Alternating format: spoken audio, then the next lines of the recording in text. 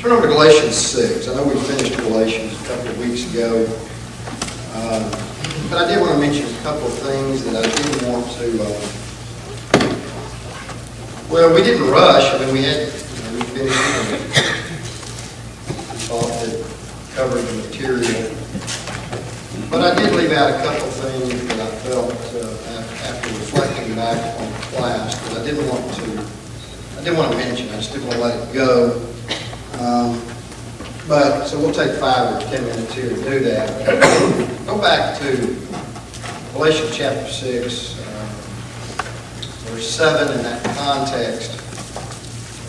Do not be deceived, God is not mocked, for whatever man sows, that he will also reap. For he who sows in his flesh will of the flesh reap corruption. But he who sows in the Spirit will of the Spirit reap everlasting life. And let us not grow weary while doing good, for in due season we shall reap if we do not lose heart. Therefore, as we have opportunity, let us do good to all, especially those who have household of faith. Well, the couple of points that I failed to make that I wanted to a couple of weeks ago that I want to mention to this. Number one, he said, we shall reap what? What's the next word? Yeah. And so, I didn't want to just run over that, but again, over and over again, throughout the New Testament, we see these conditional statements. And so, again, this idea that, I have no responsibility, I can serve if I please, don't if I please, live the way I want to, this kind of idea that we generally see in the denominational world around us because of Calvinism, is just foreign to the New Testament. And we see this over and over again. And just in these small ways, this little word, if. So yes, we will reap, but there's a condition. If we do not lose heart. If we do not faint. And so I didn't want to run over that and not point it out. That it's just another one of those hundreds of instances throughout the New Testament that sometimes we don't think about. But frankly, if we didn't need to be encouraged to do what we're supposed to do, and if there weren't some responsibility on our part, then really most of the New Testament is worthless as far as why it's written out. The second thing I wanted to mention before we totally close out this book is in that same context, that same verse, where he says, let us not grow weary while doing good. Well, why would we grow weary? Why might I lose heart or faint or give up? You're not reaching yet. Right, because he says in due season. And what we have to always understand that with God, who is eternal in his nature, and time is not an issue for him. His timetable, if you will, is generally not the same as ours. I mean, we want things when we want them, right? And so we can become impatient. And God is always about due season. And also in the fullness of time. Yeah. So my point, and so as I thought about that, there is a character that I think perhaps, and there's a lot of characters, when I say characters, individuals in the Bible that exemplify this concept. But go over to Joshua chapter 14, just for a moment. And I want to point somebody out to you that I think does as good a job of pointing this principle out as anybody. 14. And let's begin in verse 6 and read a few verses. Then the children of Judah came to Joshua in Gilgal. And Caleb the son of Jephunneh the Kenizzite said to him, You know the word which the Lord said to Moses, the man of God, concerning you and me in Kadesh Barnea.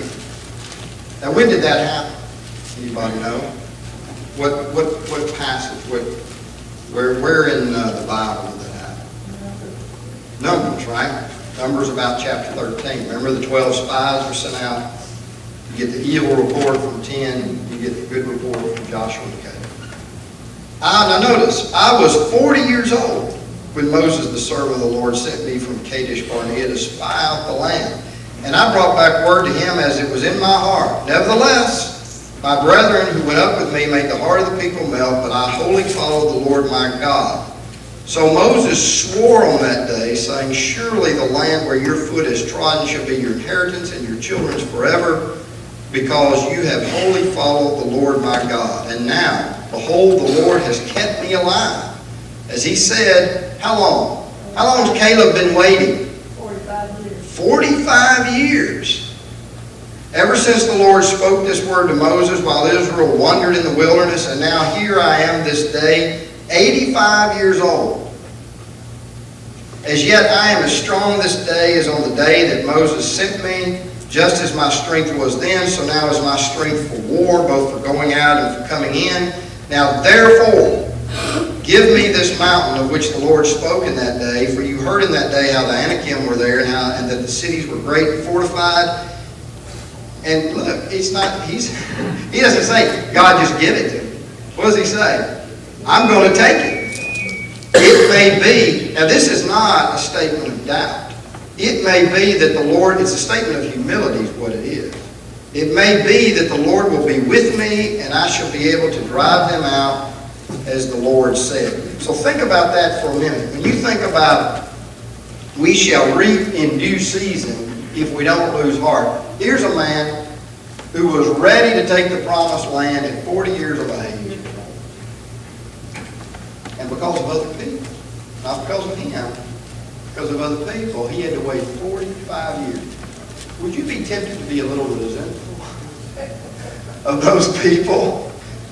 No indication, though, that Caleb, he took his lumps and wandered in the wilderness with everybody else.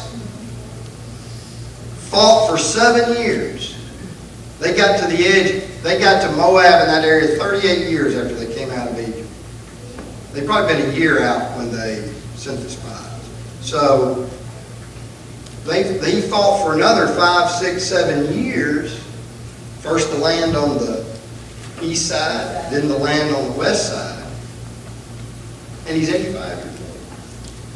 He says, okay, it's time for me to reap. New season is here. So my point is that we can become impatient. But when God says, don't lose heart, he means it. It requires some stick to it, some perseverance. And so keep that in mind. Keep Caleb in mind as you, occasionally when you go back to Galatians chapter 6 and you read that passage, you might think about Caleb and how long he waited for his reward. Now, that's Galatians. I wanted to mention those things before we finish.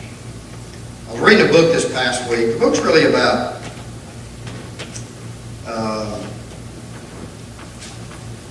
godly leadership and manhood, and it's based upon a study of the book of Joshua. But I want to mention something in one of the chapters that this author mentioned about some statistics as we begin our next study.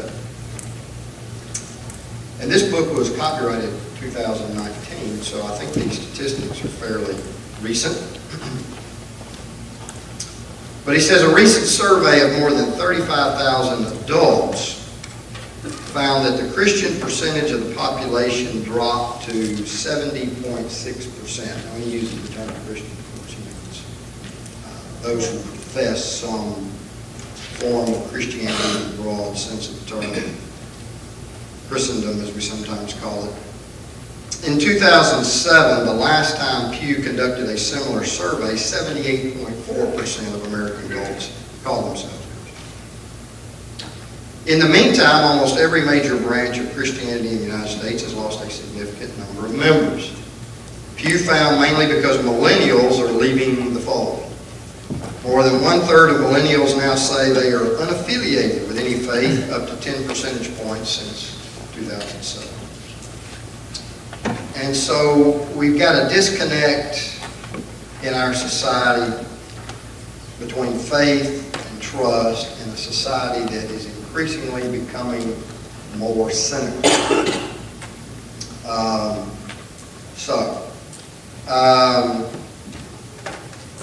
And he raises several reasons that may contribute to this. We are what we call a media-saturated world, and sometimes we see way too much, a lot more than our grandfathers and great-grandfathers did. He says we've been advertised to our whole lives. Our childhood revolved around merchandising and advertising. Therefore, we're always looking for the angle. What are people trying to sell us?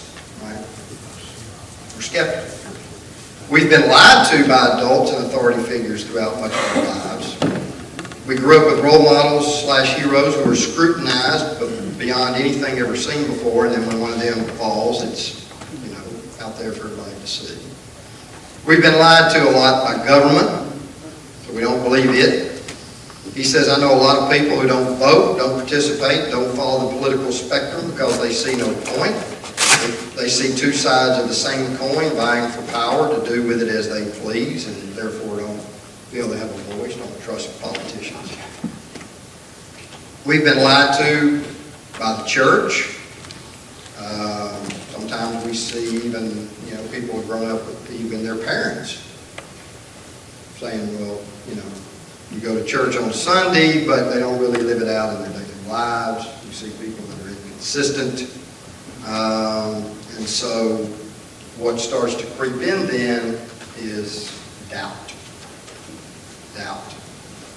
And so he says a recent study by the Barna Group found that one of the reasons people gave for leaving the church had to do with doubt and its unwelcome place in modern Christianity. Young adults with Christian experience said the church is not a place that allows them to express doubts. They do not feel safe admitting that sometimes Christianity doesn't make sense to them. In addition, many feel that the church's response to doubt is trivial. Some of the perceptions in this regard include not being able, quote, to ask my most pressing life questions in church, 36%. Having significant intellectual doubts about my faith, 23%. In a related theme of how churches struggle to help young adults who feel marginalized, about 1 out of every 6 young adults with Christian backgrounds said their faith does not help with depression or other emotional problems. 19% said that. So, I say all that, I mention that just to point out that certainly there is a problem with doubt, and we see it more and more. Obviously, people wouldn't. I can think of a lot of people. Young adults, they're older now. I can think of a lot of people that were faithful members of this church when they were young. Who don't go anywhere. I can reel off probably in double digits the names I can think of people that still live in this community, in this city, that not only don't go here, but don't go anywhere. And so, what causes that? And the question is, what do we do about it? Now, he has some suggestions about that, but obviously one thing that we can do is address some of these doubts. And some of these doubts are caused by the society in which we live and the things that are being taught and the things that are being said. And so it has been suggested, and I need a couple of volunteers right over here. That doesn't really make you volunteer. I need y'all to pass some of these out. One per couple. Now that means if you're by yourself, you still get one. Just to make it clear. But I need somebody on this side. Yeah. I'll take that side. So, it has been suggested that it's time to do another study of Christian evidences, so that's what we're going to do. The last time I did this, in fact, as I look back, the last time we engaged in this study was 2014. So it has been a while. and it's something that needs to be addressed from time to time.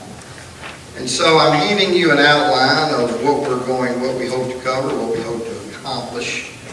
And so we're going to go over that first, just a little bit, because I have made some changes. I've tried to revamp it a little bit, update it. I've changed some areas, and so we'll go through that a little bit.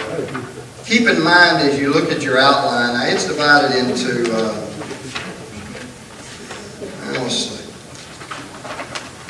10, 11, 12, 13 major headings. You look at your Roman numerals. But that's not really, the time that we spend on each one is going to vary, and it's not really based on how many points you see on it. So some of them may be broken down more specific than others. That really is not an indication of time coverage. 14. Yeah, on the back page.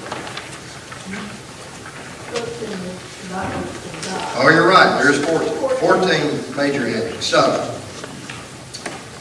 let's kind of,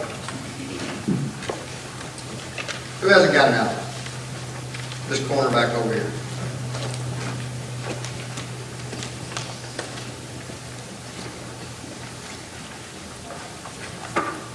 All right. So, let's talk about the outline. Let me go through that just a little bit, and then we'll get into our first section. The many faces and causes of unbelief. Number C, the despair of atheism. That's something that we covered that last time. The first two sections are the same. But we'll look at that a little bit. Look at atheism's response to the fact of the matter is, if there is no God, and if the material is all there is, then there's really not. And that's the bottom line. So how do they respond? We then, and this is an important heading, faith and knowledge. Did we get them all passed out? Anybody not get one? Go ahead and get some more. We'll have some more before next time. I think there's... All right, thank you, fellas. Anybody not get one that's in it? That needs it? Okay. We'll have more made before next week. All right, faith and knowledge. This is important. The religious world in general, there's a disconnect between faith and knowledge. And what I mean by that is, and look, this is the way the atheistic community sees it. This is the way the average man on the street sees it. They see faith as a what?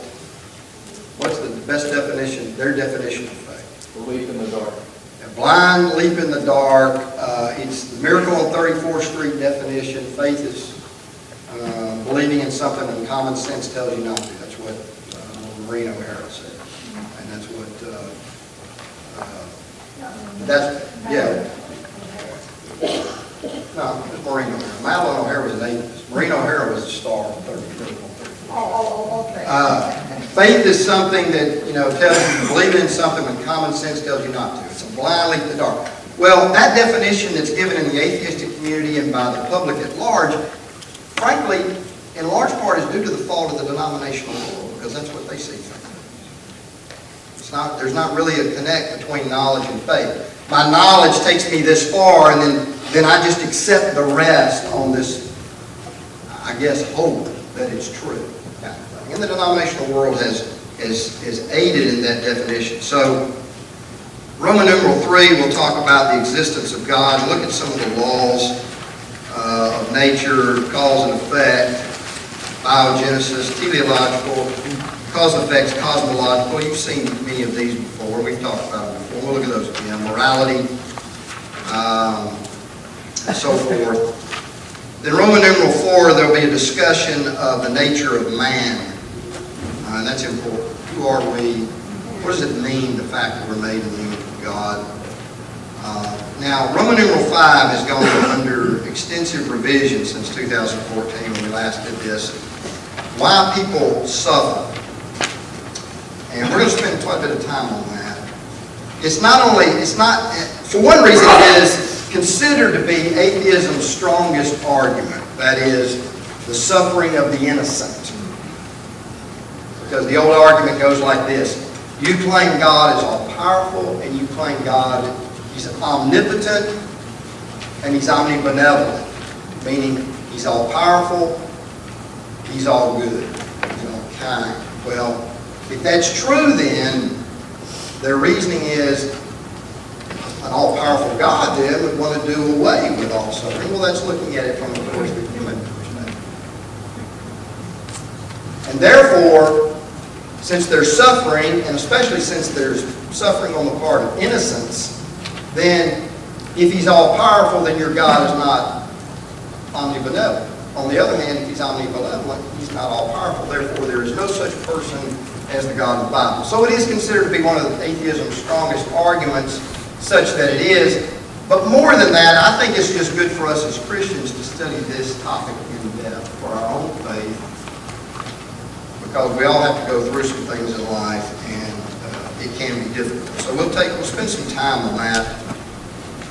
Creation versus evolution, Roman numeral 6. We'll talk about the comparison. Which model?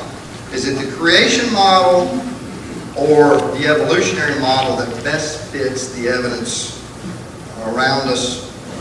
We do need to mention, we'll briefly talk about theistic evolution. That's been around for a long time. You know, that's the effort on the part of religious people, on the part of even Christians at times, to somehow feel like because the science is so overwhelming, because we don't want to look stupid, that somehow we have to merge and amalgamize evolution with the Bible and make them fit together. So you come up with these various theories under theistic evolution. John Clayton has been, over the years, the biggest outspoken proponent of that. But you see it, you're going to see that especially in Christian or other religious universities, people that want to appear smart. Roman numeral 8, we'll talk about Genesis. Is Genesis 1 through 11 literal and historical? That's really a follow-up. That's part of the whole theistic evolution deal. And that is obviously that the first 11 chapters of Genesis must be allegorical. They're just myth. They're meant to be taken figuratively, not literally. Talk about the flood, which is an extremely important event in human history. The geologic timetable and the age of the earth. For evolution to work, it absolutely requires an extremely old earth. You have to have a lot of time. Frankly, it doesn't matter how much time they have. As Jethro Bodine used to say, naught times naught equals naught. But nevertheless, if it is going to work, you got to have a lot of time. And frankly, the evidence is the earth is very young. Now, you don't hear about that in the media and in the scientific community about, you'll hear about, well, here's some evidences for an old earth, and yet they'll skip. I mean, I've listed here as far as evidences for a young earth, and we're not going to go through all of these in detail, but I mean, I've listed like 25 or 30 different areas when it comes to evidences for a young earth. One of them, to me, one of the simplest ones, and everybody can understand this, is if you look at C1D, human population statistics. If the earth was billions of years old, did you know that the whole universe, I'm not talking about the world, I'm not talking about the solar system in which we live, I'm not talking about the Milky Way galaxy. If this universe, if the world was as old as they say it is, and humans have been here as long as they say we have, you couldn't fit us all in the universe, spatially. Okay? You couldn't pack us in there like sardines. So, we'll look at all that. Dinosaurs. That's the elephant in the room, if you will. The dinosaur in the room. And the reason we need to mention dinosaurs is, of course, this is the number one selling point that evolutionists and atheists use to indoctrinate children, because who doesn't like a dinosaur? You look at Barney, right? Now, I know if you're an adult, you hate Barney. But if you're 2 or 3 years old, you love Barney. But the fact of the matter is, children love, they're enamored with dinosaurs. And frankly, most people of any age are kind of intrigued by dinosaurs. I mean, look at how big those movies, Jurassic Park movies. And so this is one of their number one poster deals, if you will, as far as selling their theory. We will talk about environment, and really this is more of an effect of these kinds of beliefs, environmentalism and the deification of nature. Roman numeral 13, we need to talk about the Bible, the evidences that the Bible is a supernatural book. Now that's a different section than what we did last time, because the last time we did this study, we actually finished the study in the summer.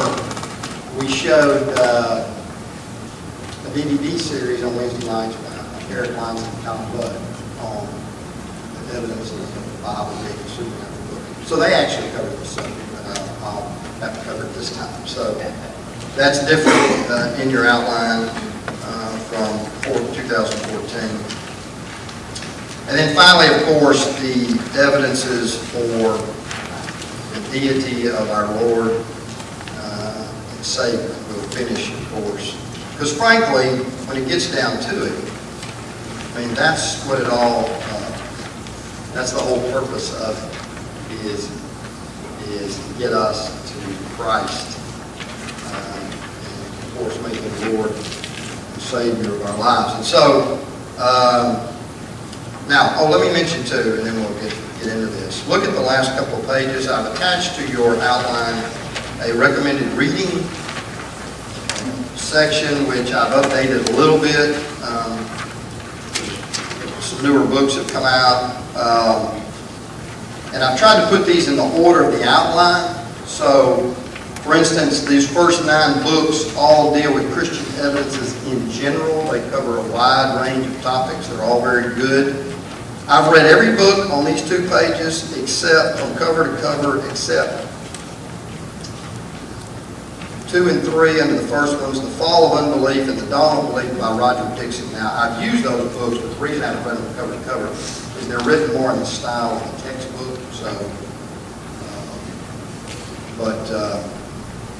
they're very good. I mean, they cover a wide range of material and topics. But all of those first 9 do. Argument from Design, Nature of Man, you see some books on that, books on the flood, Age of the Earth, Dinosaurs, and then of course Evidence for the Bible is God's Word. And all of those things, all of those books I can recommend for your reading, and of course there's one there on the deity of Christ. Looking through here, yes, other than those 2, I don't see one I haven't read, so I can recommend all of those too. All right, getting back to Roman numeral 1, many faces and causes of unbelief. You know, it's weird to us that people don't believe in God. It's not, I mean, it seems unnatural to us, because I don't know of a time in my life, personally, probably for most of you in here, you don't remember a time in your life either when you didn't believe. In fact, to be honest with you, and there's all kinds of material out there, and you can do some reading on this. I suggest you go to in addition to recommended reading, obviously, you can go to the Apologetics Press website, pull up their articles, they've got a list of topics. You can find an article on any topic when it comes to Christian evidence. But interesting to me, there's a lot of writing out there about this natural inclination on the part of human beings to believe in a God. In other words, children are born, very young children naturally believe in a they're not born atheists. A child doesn't get 2 or 3 years old and say, oh, I don't believe. It comes natural for human beings. And atheists know this, and there's a lot of writing on it out there, believe it or not, in academic circles about this part of the human psyche. The fact that you have to actually take people and teach them to be atheists. Teach them not to believe in God. Indoctrinate them not to, because that's not natural. But obviously intelligent people say they don't believe. And of course we have freedom of choice. We understand that. And we'll talk about that some more when we get to the nature of man. But it's interesting too, if you kept up any with that debate that Kyle Budd did with Dan Barker, Barker's one of those atheists that, and literally he takes the proper position of an atheist, that actually there is no such thing as human free will. Why would he take that position?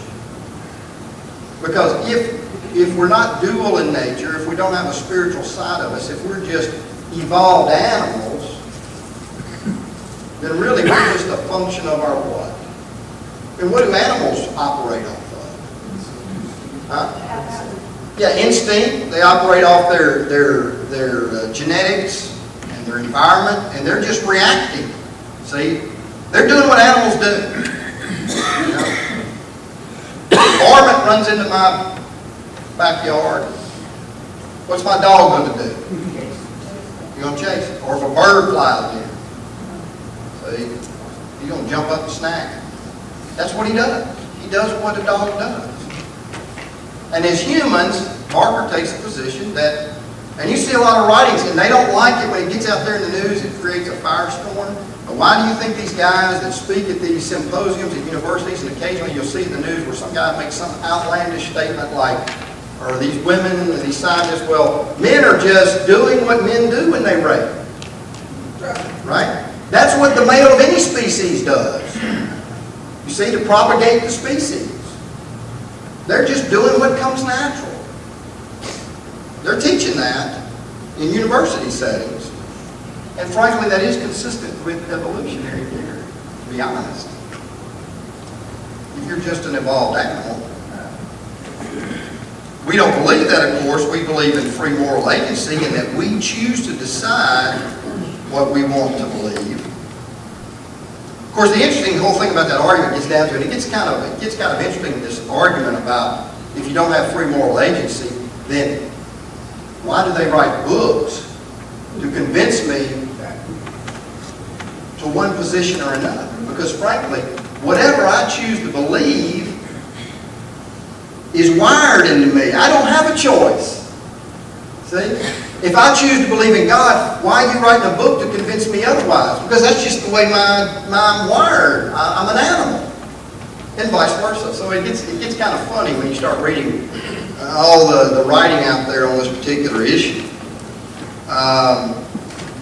But Joshua, of course, said long ago, you choose who you're going to serve. You have the freedom of choice to believe who you will or won't.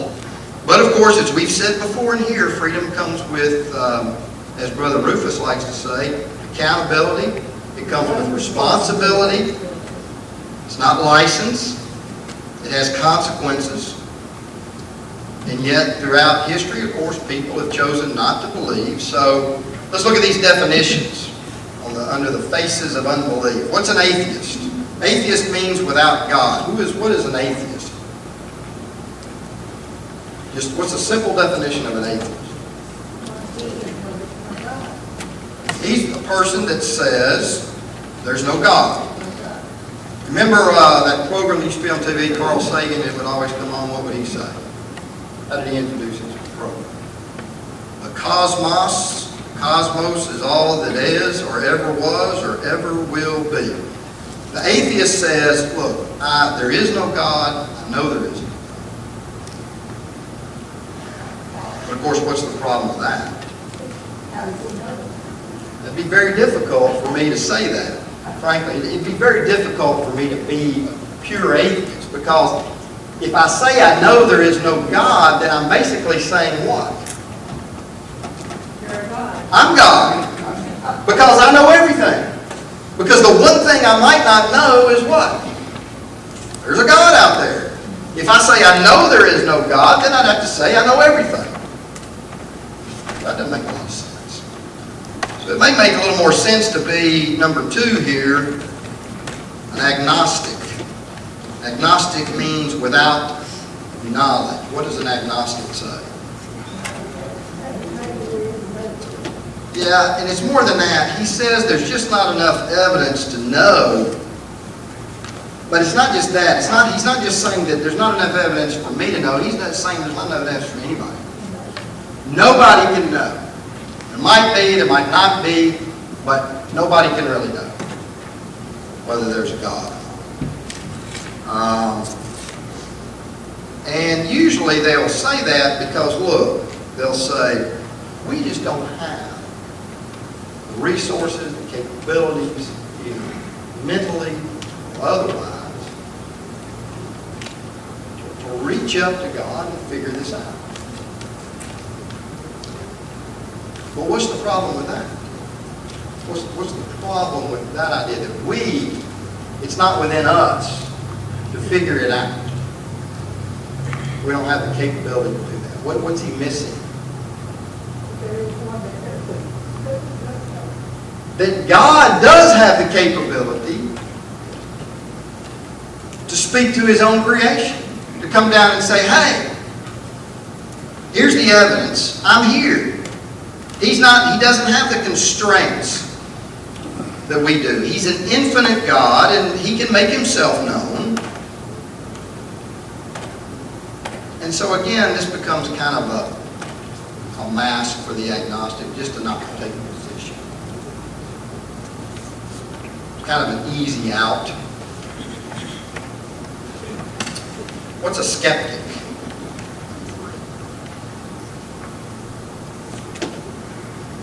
When we say somebody's a skeptic, what are we saying about that person? About anything.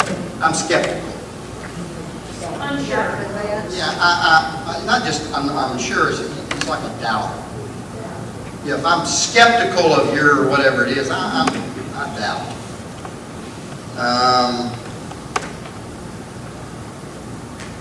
It's one who holds to the doctrine that true knowledge or knowledge in a particular area is uncertain and who doubts concerning basic religious principles.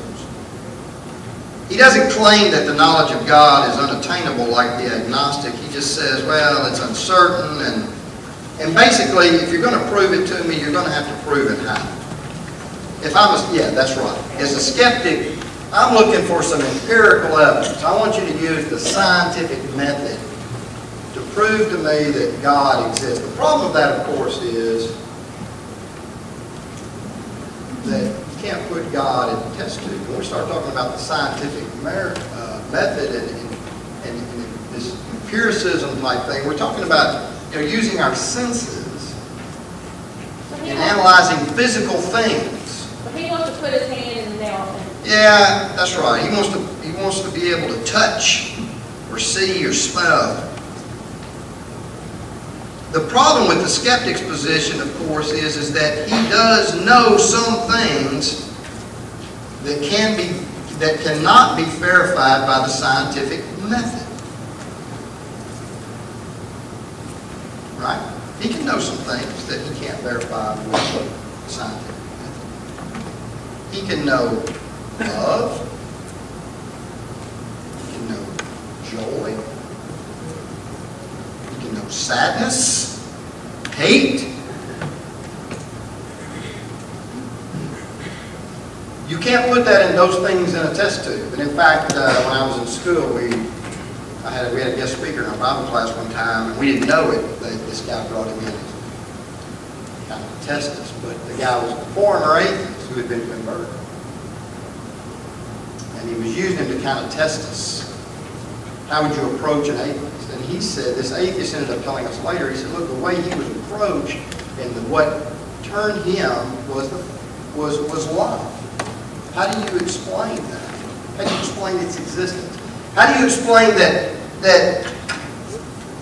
in battle, if a hand grenade lands in a foxhole, another man jumps on it to save other people? You don't put those things in a test tube, and yet I know there are things such as heroism. So you don't have to have the scientific method to know some things. Fourth, we listen infidels. An infidel, of course, is an unbeliever, but usually we use that term for people who are what? Muslims use it, they throw it around a lot. They just use it in general for unbelievers in general. Usually when we use the word infidel, we usually use it to describe what kind of person. I think of some famous infidels. They were what kind of people? What were they busy doing?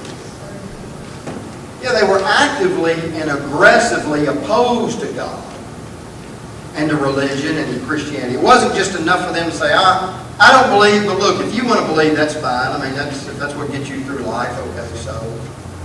But they were actually the kind of people who were intolerant of those who do believe, speak out against God, condemn religion. And you see that a lot in the atheistic camp. Those who are aggressively opposed to God and anybody that might try to follow them. So the question becomes is, when we look at these lists of people, atheists, agnostics, skeptics, infidels, all these kinds of unbelievers, what causes their unbelief?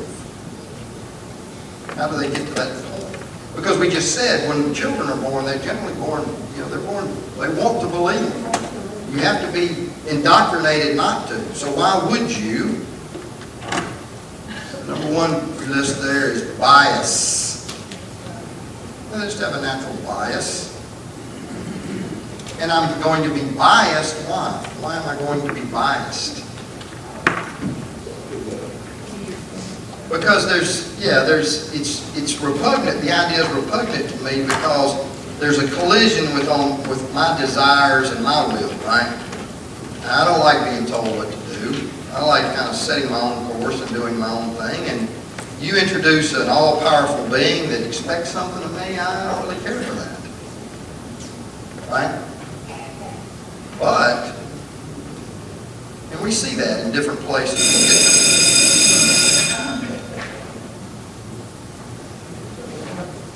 Look at Isaiah. We'll finish with Isaiah chapter 1, 18 through 20, and then we'll look at Romans 1 next week, some other places. Psalm 14. Come now, let us reason together, says the Lord. Though your sins are like scarlet, they shall be as white as snow. Though they are red like crimson, they shall be as wool. If, there's that conditional statement we were talking about, if you are willing and obedient, you shall eat the good of the land. But if you refuse and rebel, you shall be devoured by the sword. Some people just refuse and rebel. They have a bias because they don't want their will harnessed by the Lord. Restrained is the way they look at it. I don't want to be restrained. I think bias. All right, well, we'll pick up there next week, and we'll have some more outlines run off. Getting on.